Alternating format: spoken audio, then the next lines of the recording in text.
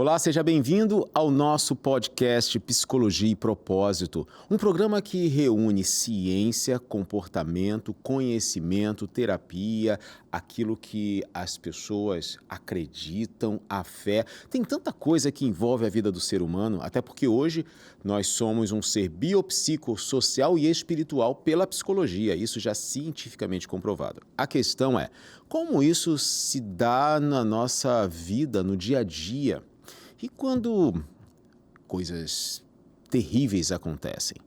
A perda de alguém, um diagnóstico. Bom, a vida é assim, cheia de surpresas. Algumas muito boas. O nascimento de um filho, um pedido de casamento, uma promoção no trabalho, uma viagem.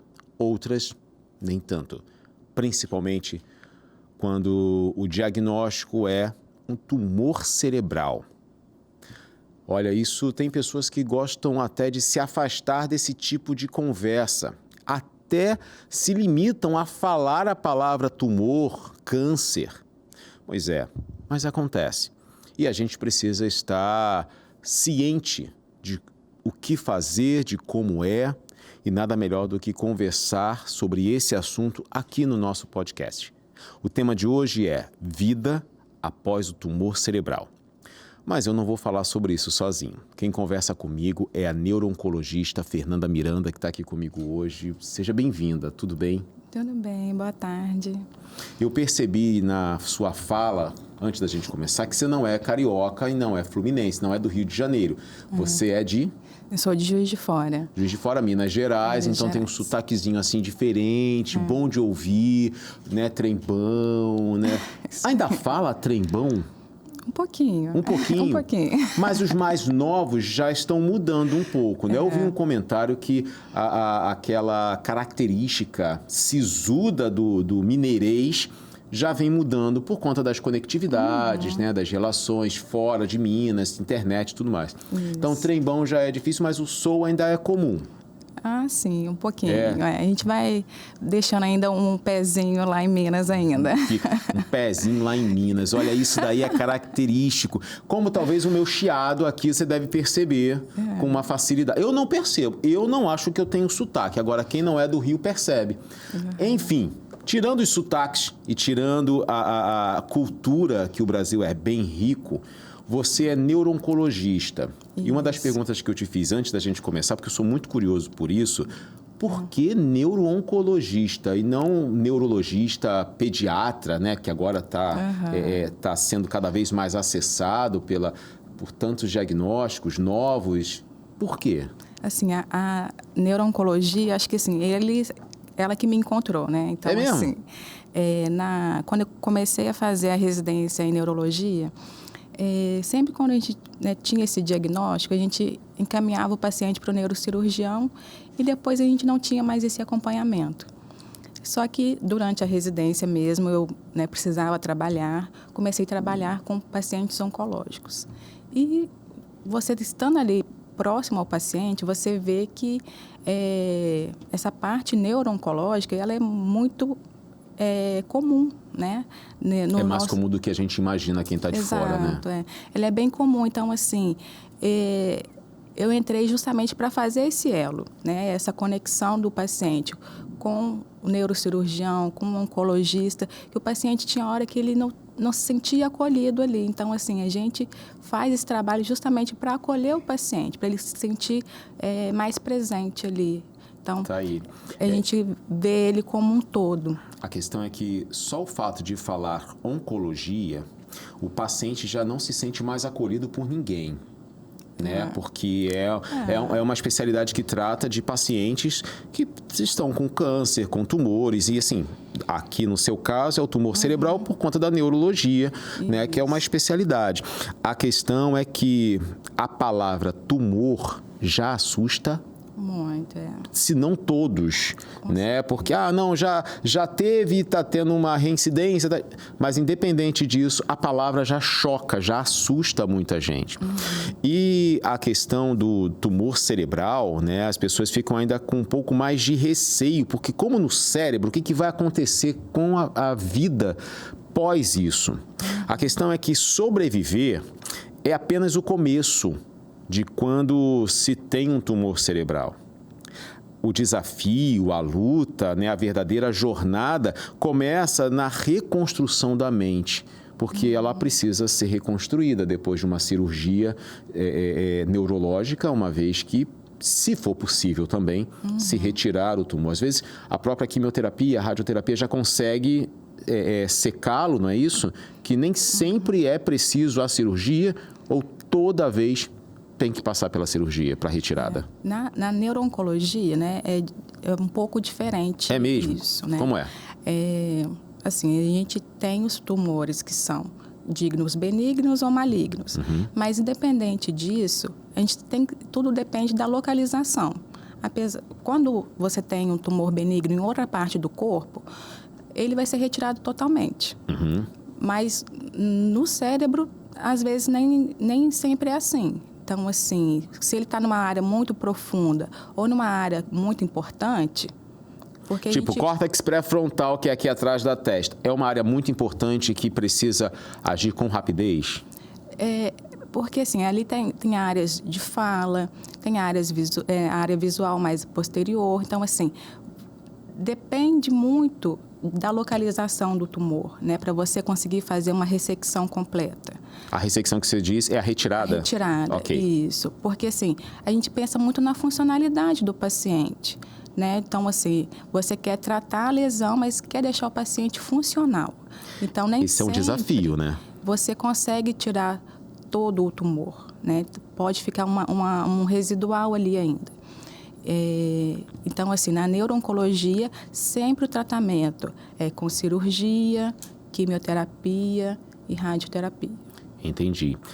A questão é que tem o tumor, quando ele surge, né, em alguma parte do corpo fora do cérebro, né, no aparelho digestivo, respiratório. Se tiver num pulmão, pode-se fazer a cirurgia, porque ainda existe o outro pulmão, se tiver, né, ileso. Embora, infelizmente, o tumor respiratório, né, ele, às vezes, demora a se manifestar. Tem nada a ver com a nossa conversa aqui, mas é só uma informação. Demora a se manifestar, o que, quando vem à tona os indícios, os sintomas, a coisa já está muito avançada. Então, aquela pessoa que teve uma vida de prática de fumante por muitos anos, não custa nada ir ao médico, procurar um especialista, fazer alguns exames, só para ver se está tudo bem. Se não tiver, já resolve o quanto antes. Agora, o tumor cerebral, ele vai se localizar em áreas... E assim, qual é a área menos prejudicial no cérebro? Assim, é difícil, assim... Porque todas são importantes, né? Estão todas ligadas ali. Não, tá pelo cerebelo, mas o problema é que a visão tá lá, né? A visão é processada aqui atrás, na parte posterior do cérebro. A gente fica... Por isso que talvez as pessoas ficam mais assustadas ainda, né? Nossa, tá com um tumor no cérebro.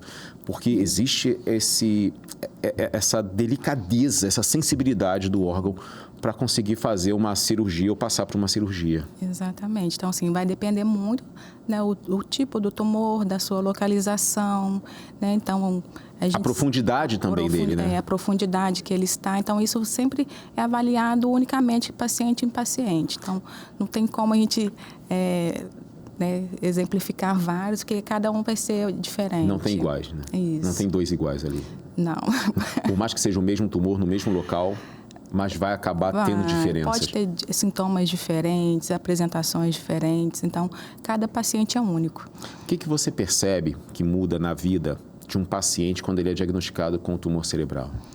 Porque, assim, o diagnóstico, ele já vem com, né, um peso para o paciente, né? Então, para muitos acham que o diagnóstico já vem com a sentença de morte, né? Exatamente. Mas, assim, hoje em dia a medicina tem evoluído bastante, tem cirurgias mais detalhadas, com ultrassom, né? Os tratamentos estão diferentes também. Os tratamentos estão mais modernos, então...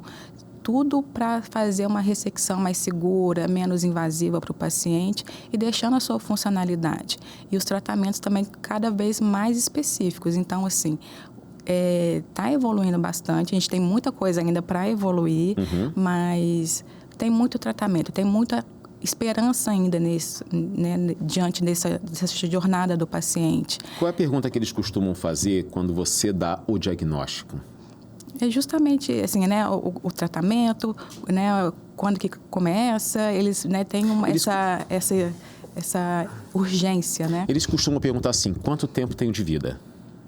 Perguntam isso para você? Pergunta.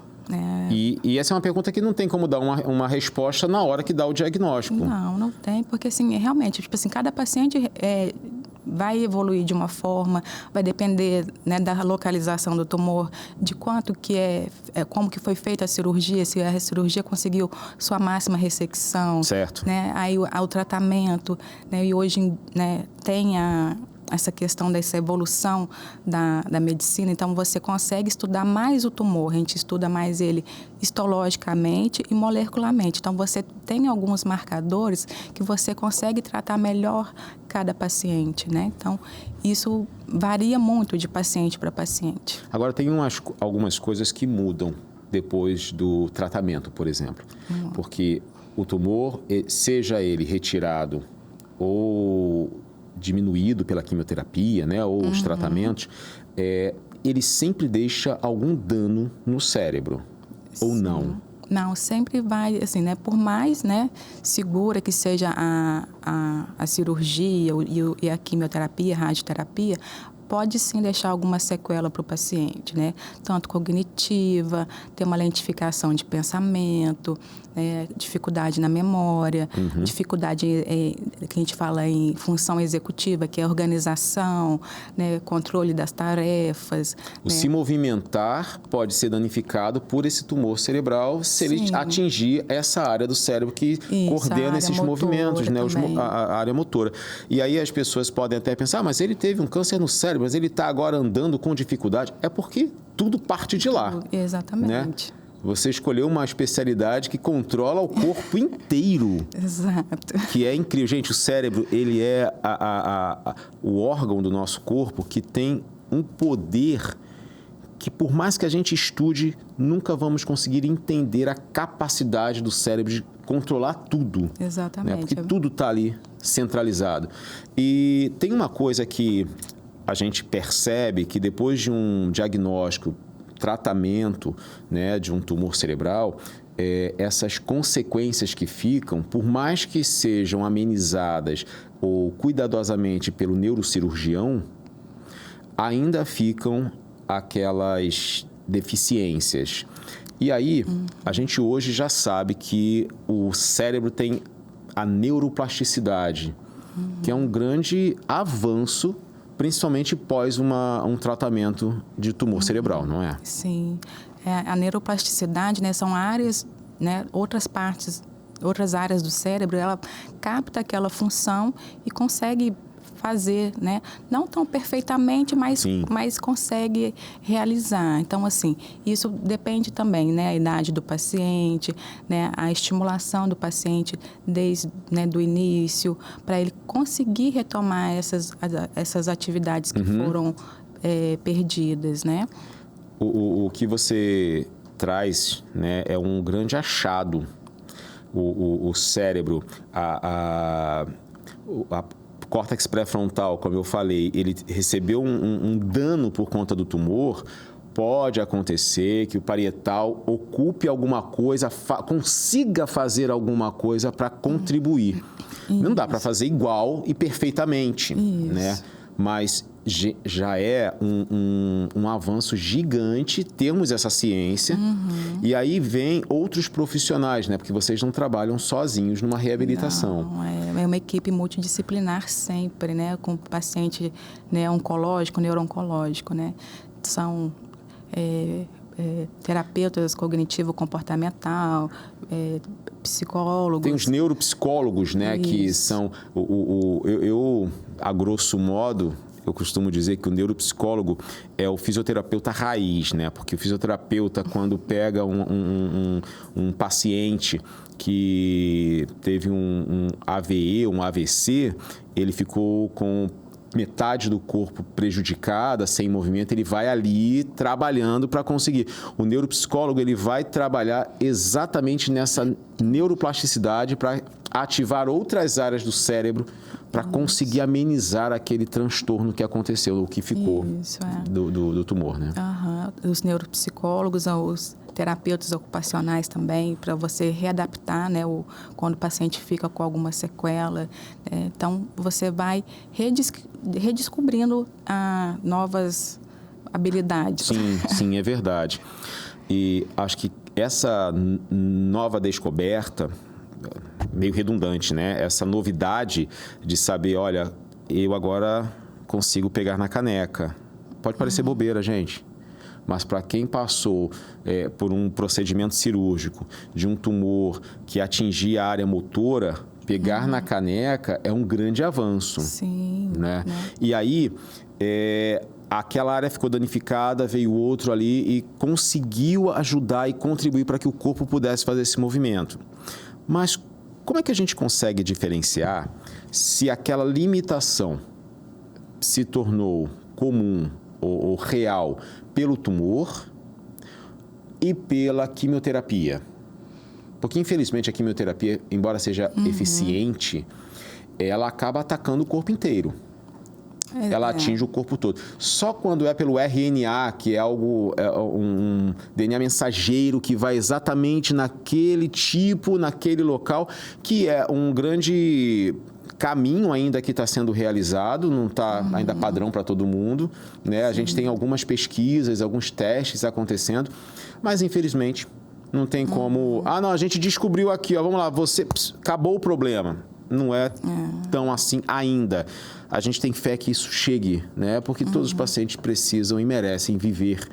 Agora, a quimioterapia, quando é aplicada, quando é o procedimento, ela vai para o corpo inteiro, né? Por isso que tem queda de cabelo, tem uma fraqueza, tem várias coisas que acontecem. Mas, assim, são inevitáveis, né? Não dá para caminhar com a quimio sem os efeitos colaterais.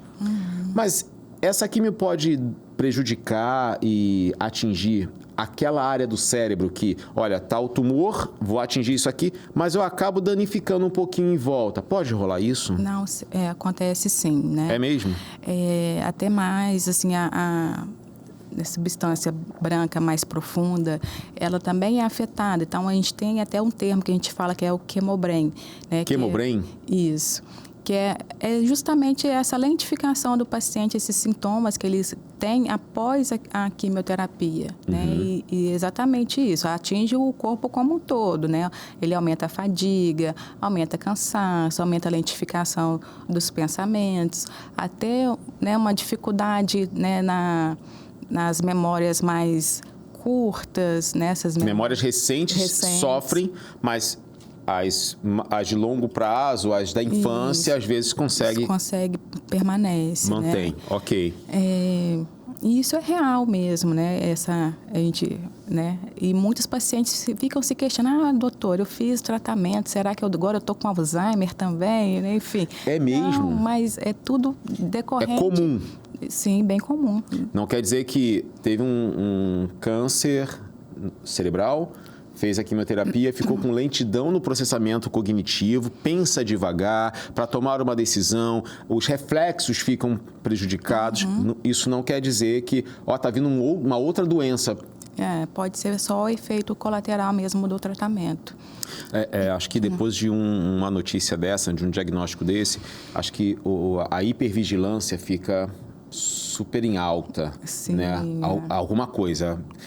Porque as pessoas pensam, gente, eu não tenho uma gripe, mas agora a pessoa foi diagnosticada com um tumor cerebral. Né? Não sofre nada e do nada aparece, embora nada é do nada, mas não avisa. Né? Quando vem avisar, a coisa já existe ali. E aí, as pessoas ficam realmente com medo do que pode vir depois. Exato. Né? Você pontuou uma coisa que eu acho interessante. Existe o tumor maligno e benigno. Isso. Os dois são tumores. Os dois são uma massa, os dois uma massa, né, de células, e eles se constroem como, em geral? Assim, No cérebro, que para entrar qualquer coisa no cérebro, existe uma proteção.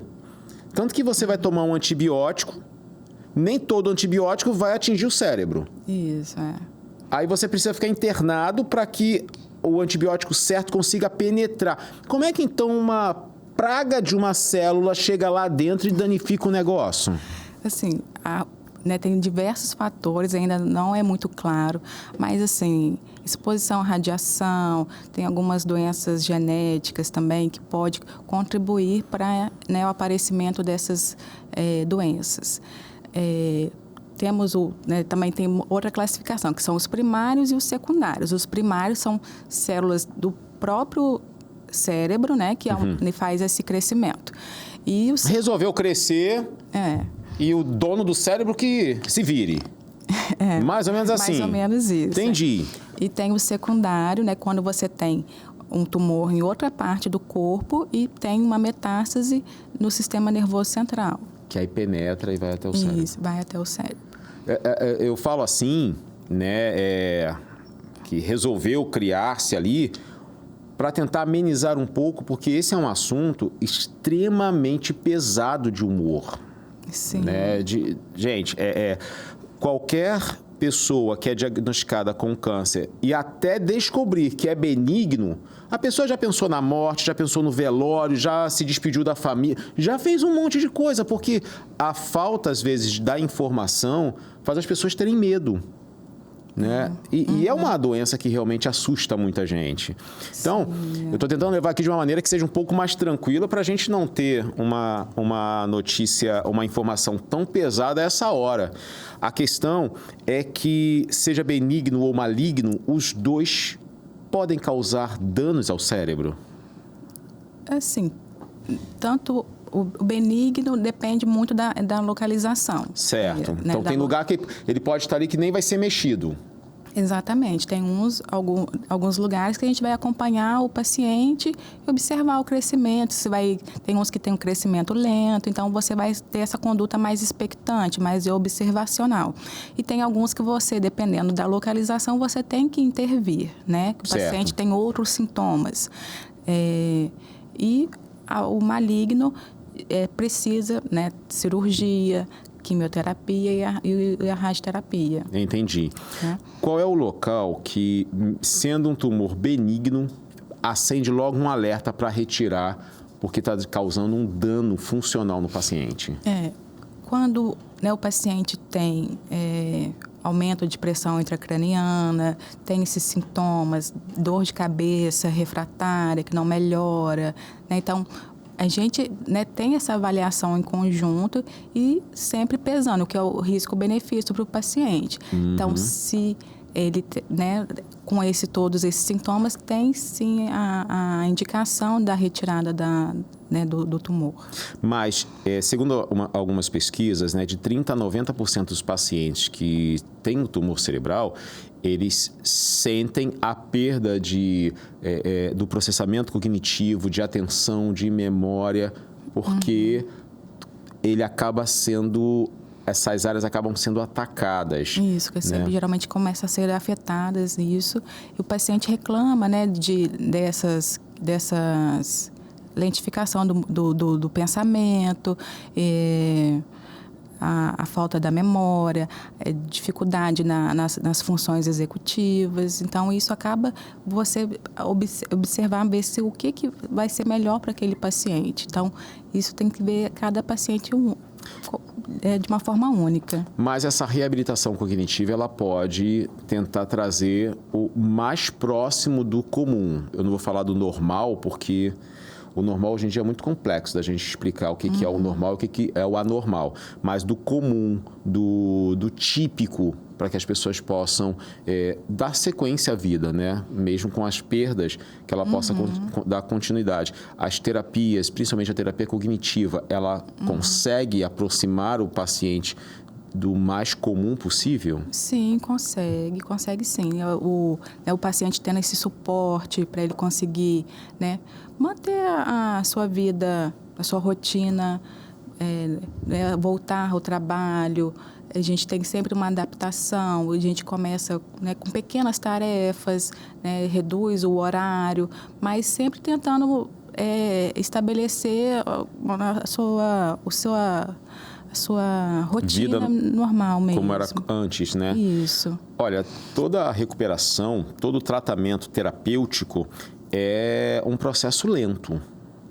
Não dá para ser, olha, diagnosticou hoje, amanhã tratou, 2 semanas depois ele volta às atividades porque ele fez lá a terapia. Não é bem assim, embora tem pessoas que se destacam, mas até aquele que se destaca é um processo demorado. Sim, é um dia de cada vez. Eu sempre falo com eles, assim, é um dia de cada vez. Igual você falou de levantar a caneca de quem teve uma sequela motora. Então, assim, é você celebrar essas pequenas coisas e é isso, um dia de cada vez, uma conquista... Por vez, né? Por vez, isso. O que você mais percebe num paciente pós o tratamento de químio? O tratamento da químio, assim... o paciente ele pode ter alguns sintomas gastrointestinais, tem essa questão do Chemobrain também, isso um pouco mais à frente. Que é a queda dessa rapidez de raciocínio, isso, né? A lentificação do raciocínio.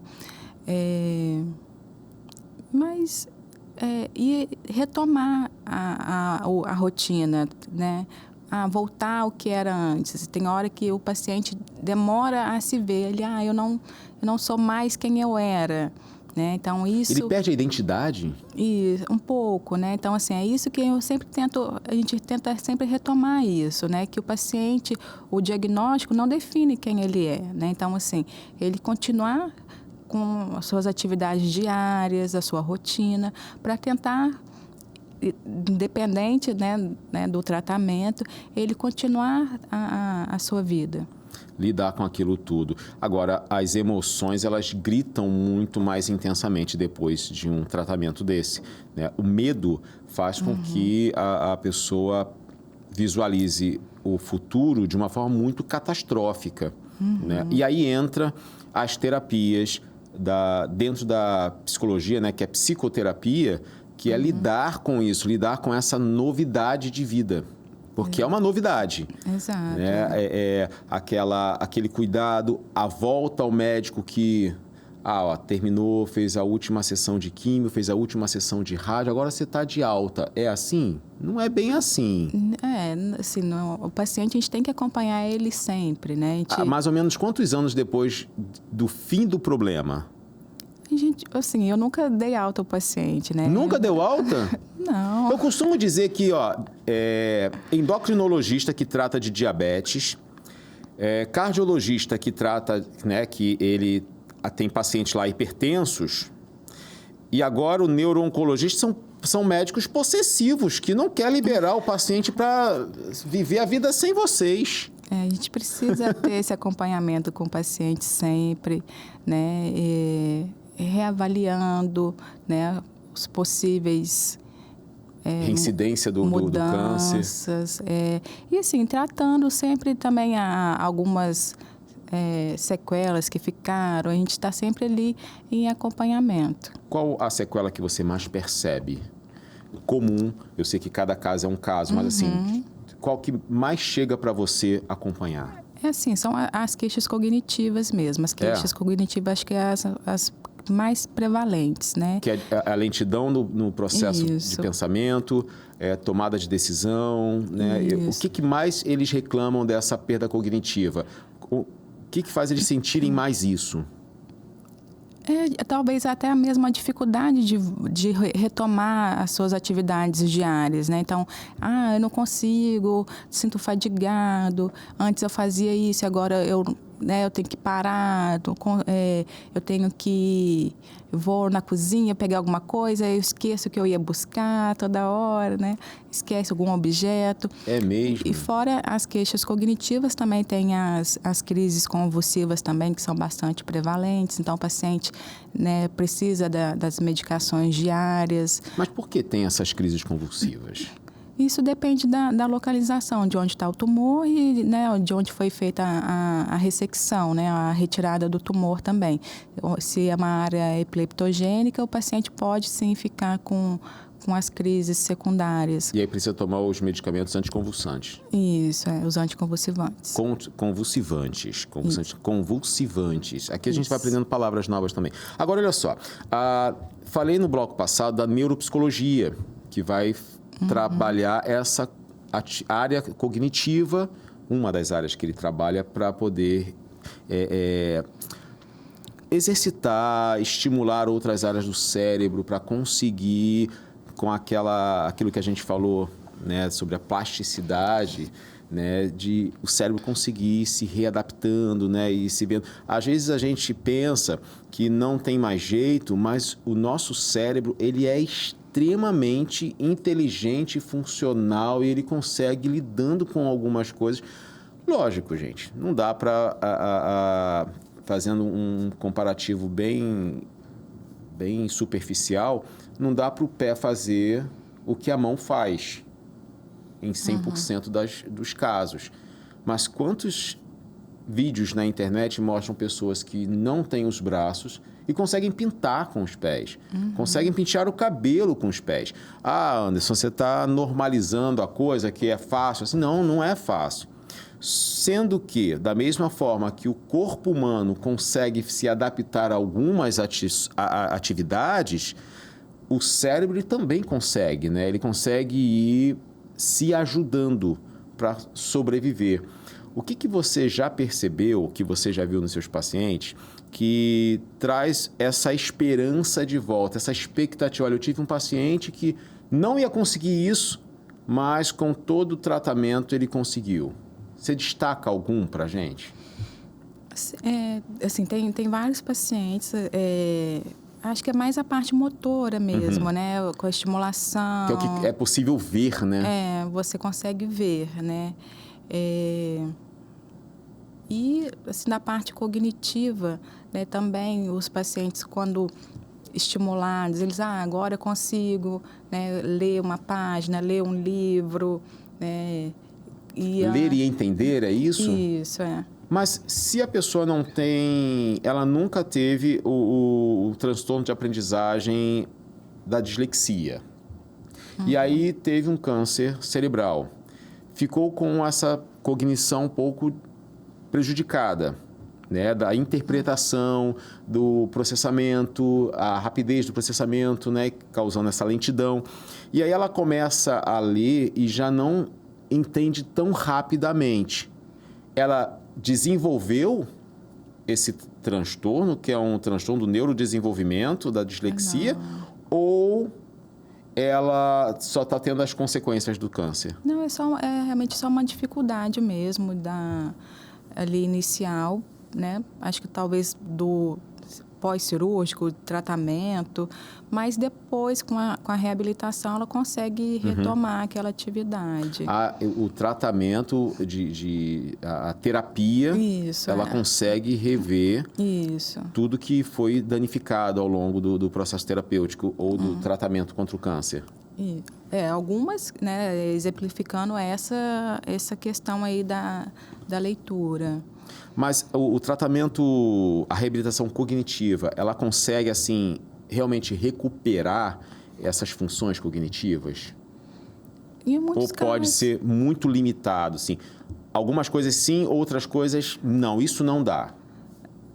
Assim, isso varia muito também, né? Então, assim, em alguns casos consegue sim ter esse desenvolvimento, mas também depende também da idade do paciente, né? Pacientes mais jovens respondem melhor do que pacientes mais idosos, então isso tudo vai variar também nesse aspecto. Pacientes que têm a vida ativa demais, ele pratica muita atividade física, contribui para essa reabilitação? Com certeza. Atividade física, o paciente que é né, muito ativo, está sempre fazendo alguma coisa, com certeza influencia bastante. Essa questão das influências, por exemplo, existem pacientes que eles passam pelo diagnóstico, processo, tratamento, né? E aí vai para a terapia. E aí tem a neuropsicologia, tem a psicologia, tem fono, tem TO, que é o terapeuta ocupacional. Como você falou, uma equipe multidisciplinar. Mas existe uma influência mais forte que essas terapias, a adaptação e o apoio familiar, o tratamento, porque assim, o neuropsicólogo ou o fonoaudiólogo, ele pode ficar uma sessão semanal de 50 minutos. Mas o paciente fica fora dessas terapias quase que 20 horas diárias. Sim. Tirando as 8 horas dormindo, né, são 12 horas que ele pode ficar sem terapia nenhuma. Onde é que entra essa influência da família nesse período? Também é super importante, né? E quando a gente vê que o núcleo familiar é muito próximo do paciente, ele tem uma rede de apoio boa, né? Tem os amigos próximos, isso influencia demais. Até o estímulo, né, do paciente muda, a forma como ele lida com as situações. Diferente de quando, né, ele não tem... Fica de lado, né? Fica à margem da família. Isso. Quando é que... Aí, enquanto você falava, veio uma situação. O paciente está em casa, ele consegue, porque, ó, gente, fazer todas as terapias necessárias não é para todo mundo, infelizmente. É um processo terapêutico caro. Se não tiver um plano de saúde ou um apoio, ou pelo SISREG, do Sistema Único de Saúde do SUS, conseguir isso, infelizmente, é uma luta. Mas a família está ali. Mesmo não conseguindo, tem gente da família que vai na internet, pega alguma coisa, olha, vamos jogar bolinha aqui que isso vai ajudar. Vai descobrindo. Quando tem a família próxima, ela vai se descobrindo terapeutas de várias coisas para poder ajudar aquele paciente. É o amor àquela pessoa, é a dedicação. Não vou deixar o meu tio, meu pai, minha mãe, meu filho sofrendo se eu posso fazer alguma coisa. Quando esse cuidado extrapola e, ao invés de ajudar, prejudica o paciente.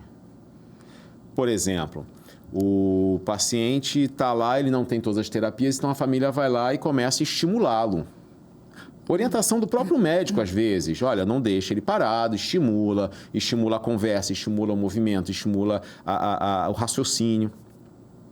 Mas aí, pega uma família que coloca aquele paciente numa posição de 100% vítima.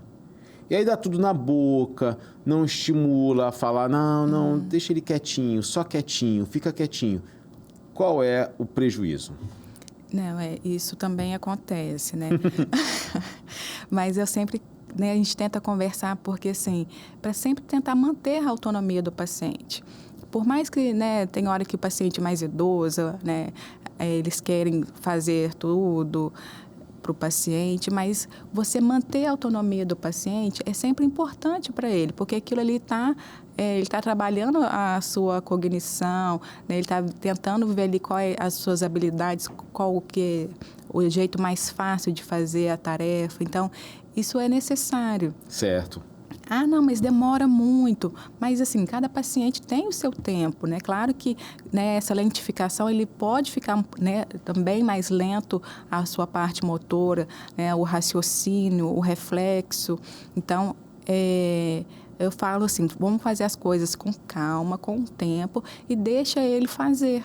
Né? Claro que ele com uma vigilância, uma supervisão, mas deixar sempre a autonomia do paciente, deixar ele tentar fazer. Dentro do que ele consegue fazer, ele precisa ir assumindo o lugar de volta da vida, né?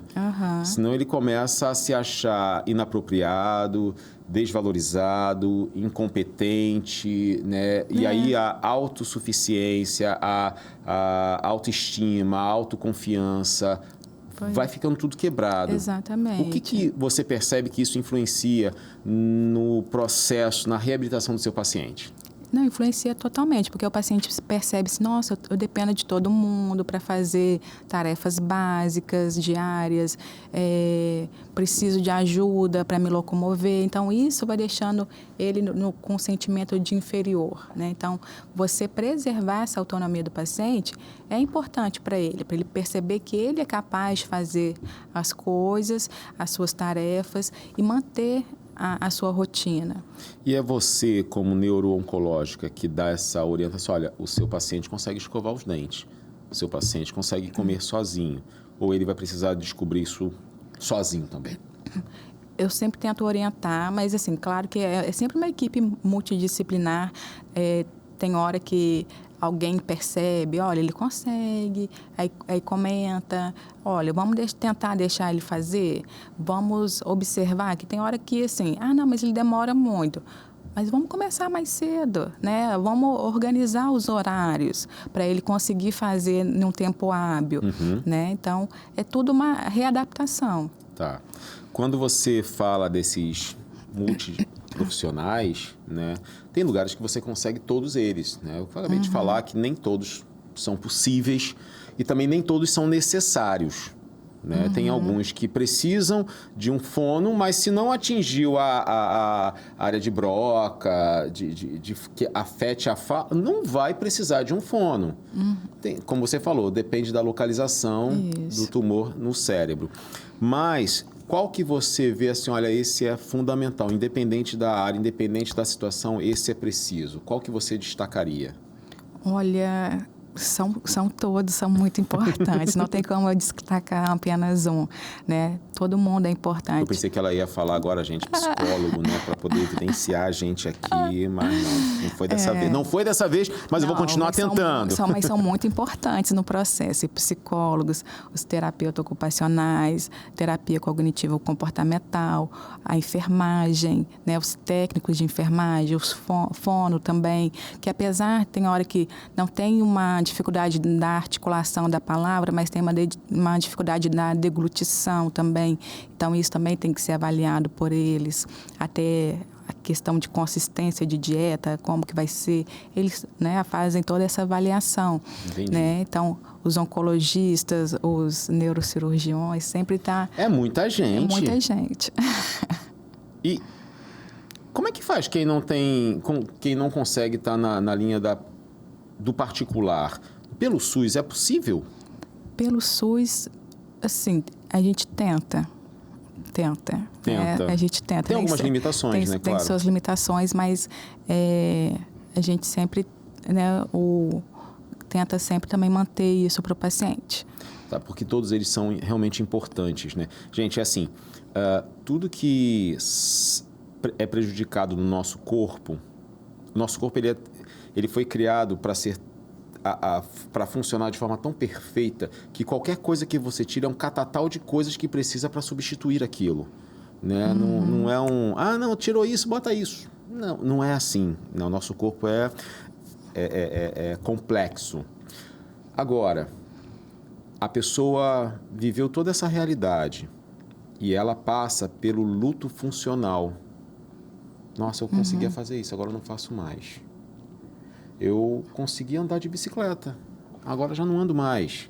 Conseguia comer sozinho, já preciso de sonda ou preciso de alguém me dando na boca. Eu conseguia decidir as minhas coisas. Hoje, eu precisei fazer uma procuração para uma outra pessoa assinar os documentos por mim, que eu não posso mais mexer na minha conta bancária. Esse luto, ele é vivido por muitos pacientes em vida. Como é que você, dentro do seu vínculo com o paciente, você consegue perceber e dar uma orientação para ele? A gente sempre tenta mostrar para o paciente que a gente não foca no que ele perdeu, mas no que ele tem. Né? É verdade. E a gente sempre estimular aquilo ali. Não consigo escrever. Mas você consegue escutar uma música, vamos escutar uma música que o senhor goste. Então, a gente sempre tenta mudar o foco, né? E ele perceber que tem o que ele tem de preservado, o que ele tem né, bom para a gente poder estimular ele, para ele se manter vivo, né? Então, apesar do diagnóstico, tem muita coisa ainda para se viver, né? Então, ele precisa ser estimulado no que ele tem ainda e não focar só no que ele perdeu. Essa é uma mudança mudança de posicionamento gigante. Porque Sim. não conseguia fazer isso, agora eu não consigo fazer isso, mas antes eu consegui. Tá, ok. Mas hoje você consegue fazer outras coisas que talvez antes você não percebia. Exato. Né? Isso muda muito. A gente falou de família e da importância dela nesse tratamento, né? Agora, o que a família precisa passar e viver para conseguir lidar com isso? Porque, às vezes, gente, o paciente ele acaba ouvindo, mas ele precisa de tudo. Ele é um coitado, ele não consegue fazer mais nada. Coitadinho, tadinho dele. Isso pode ser até de uma maneira que você fale de uma maneira carinhosa, levando em conta a debilidade daquele paciente. Mas para o paciente, isso pode soar de outra forma. Que, olha, coitadinho, ó, não consigo fazer mais nada na vida porque ele está aqui. Porque eu não consigo mais sair porque eu tenho que dar conta. Porque eu não tenho dinheiro para pagar uma enfermeira 24 horas, aí eu estou presa aqui. Essa comunicação, ela precisa ser muito cuidadosa. Como a doutora Fernanda falou, eu não posso sobrecarregar o meu paciente, o meu familiar, ele tem que ser independente, que talvez ele não consiga ser 100% independente agora. Mas eu não posso também deixá-lo perceber que tudo que ele faz é por minha conta e que ele é o que muitos podem pensar, né? Eu sou um estorvo para minha família, eu sou um peso para minha família. Era melhor não ter sobrevivido. Isso acontece, né? Acontece. Mas assim, né, tem, né, essa questão do cuidador, né, essa sobrecarga do cuidador também. Então, o que o cuidador precisa? Ele, né, também de uma hora para outra, ele recebeu toda essa questão que ele tem que levar. Então, você vê a demanda dele, as angústias dele também, né? E conseguir estabelecer, né, uma rede de apoio, que ele também consiga, apesar do cuidado ali com o paciente, ele também consiga ter o seu horário, um tempo para ele, que tem hora que, eu tenho que fazer tudo, a pessoa acha que se ela não está presente, as coisas não vão funcionar da maneira correta. Então, ela se sobrecarrega. Não, eu vou fazer isso, eu vou fazer aquilo. Não, a gente tem que saber delegar, né, as tarefas para outras pessoas, para realmente, porque é uma carga muito pesada para uma pessoa só carregar tudo. Então, a gente sempre tenta dar esse apoio, ela estabelecer isso e conseguir tirar um tempo para ela também, para ela conseguir fazer as coisas dela, né? Ter um momento de respirar. E uma coisa que é importante, gente, não é porque um familiar está passando por isso, está nessa fase da vida, que é um crime você ser feliz. Porque às vezes não se permite. Não posso me divertir, porque como é que eu vou me divertir, deixar ele lá e quem vai tomar conta? Não, fulano está tomando conta. Não, mas aí é injusto eu estar fazendo isso e meu familiar lá precisando de ajuda, eu estou com um parente fazendo um favor e eu vou me divertir. Gente, as coisas precisam ser equilibradas, porque senão você também vai parar junto com aquele seu familiar, que é até legal, esse seu cuidado, essa sua entrega, esse seu altruísmo, né? Não, pelo bem do outro. Porém, se você não estiver bem, como é que você vai conseguir cuidar bem do outro? Se você nunca tiver um momento de respiro, porque às vezes, hoje eu estava fazendo um grupo terapia com um grupo de mães. E aí, a gente pontuou o seguinte, não sair de casa e ver outras coisas faz bem porque você consegue respirar. E às vezes o familiar que está cuidando daquele que está nesse processo terapêutico, ele precisa também respirar, porque senão como é que ele vai conseguir levar um pouco de ânimo, um pouco de tranquilidade? Olha, não, peraí, eu renovei minhas forças, vamos lá. Senão você também acaba com a sua energia e você não consegue dar esse suporte, né? E isso é uma coisa que precisa ser dada atenção. Com certeza, assim, né, ele tem que ter o seu momento também de lazer, de atividade física, né, a meia hora que for ali, né, mas que ele consiga, dentro da sua rotina, colocar esse tempo para ele. Porque o estresse do cuidador existe, né, e é pesado. Olha, hoje no nosso programa a gente falou muito sobre a vida após o tumor cerebral. A doutora neuro-oncológica Fernanda Miranda pôde esclarecer assim um pouco da rotina de um paciente, da família, dos tratamentos, dos cuidados que precisam acontecer. Que teve uma frase que você falou no programa que eu achei muito bacana, do diagnóstico. O diagnóstico, você falou que, eu agora não vou conseguir lembrar, mas me lembrou um outro, que diagnóstico não é destino, que as coisas podem mudar, né? Diagnóstico não está definindo a vida toda, não é pelo contrário, o diagnóstico vem para você conseguir trabalhar em cima dele e passar por cima. Eu acho que essa é a expectativa de todo ser humano, né? De viver e manter a vida. Bom, doutora Fernanda, como é que faz para encontrar você nas redes sociais? Você usa, não usa? Como é que funciona? Eu uso as redes sociais, @neuro.fernandamiranda. Tá aí, tá no rodapé do seu vídeo, segue, pode fazer pergunta? Pode sim. E isso, o diagnóstico não define quem você é. Exatamente, essa era a frase, que eu não estou sem caneta aqui para anotar. O diagnóstico não define quem você é. Achei essa frase muito bacana, que eu vou até postar.